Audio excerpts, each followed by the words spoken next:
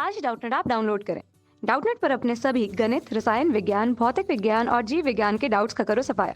बस प्रश्न की फोटो खींचो, एक ही प्रश्न को क्रॉप करो और तुरंत वीडियो सोल्यूशन पाओ।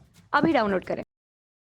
हेलो दोस्तों, आपका प्रश्न है फेरड सल्फेट तथा सोडियम सल्फाइड।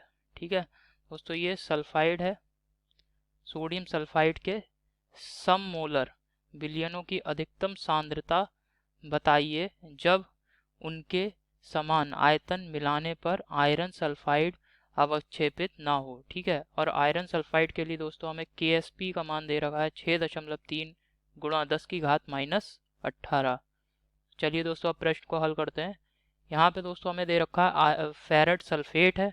ठीक है, तो फेरड सल्फेट के लिए हम सूत्र लिखते हैं, ये आएगा FeSO4 प्लस। ठीक है, और सोडियम सल्फाइड है तो इसके लिए हो जाएगा दोस्तों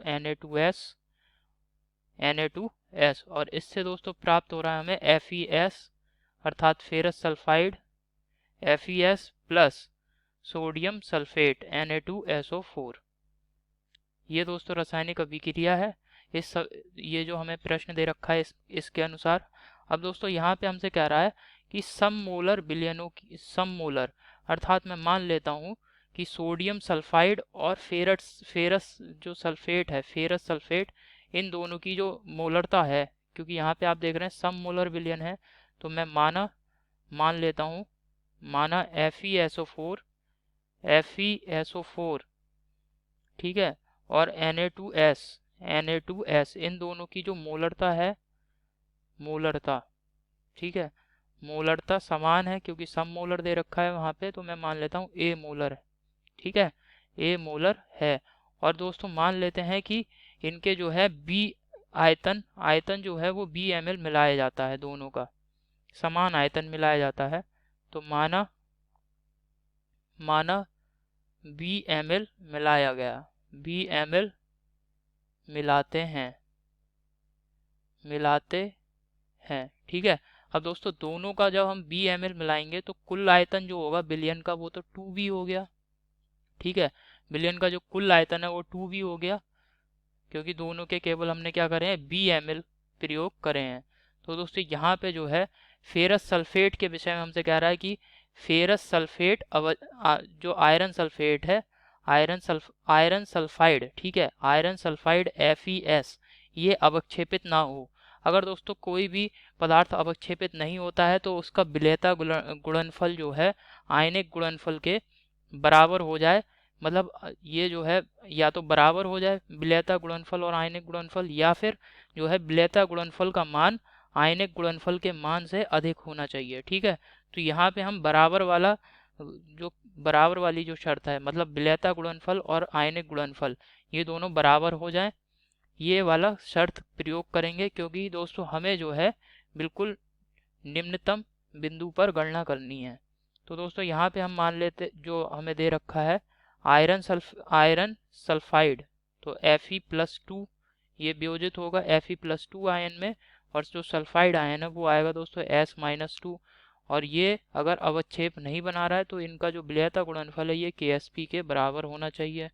ठीक है, KSP के बराबर होना चाहिए।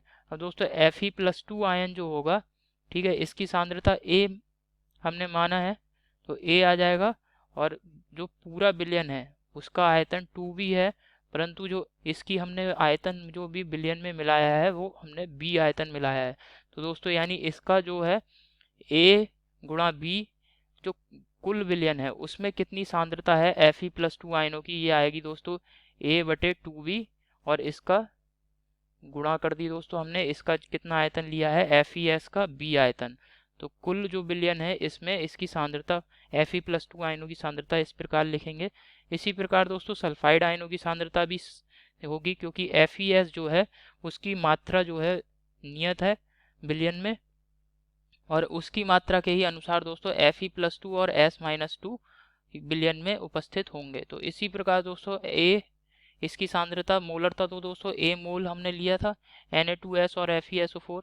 ठीक है, तो दोस्तों A मोलर FeS बना होगा, A मोलर Na2SO4 बना होगा।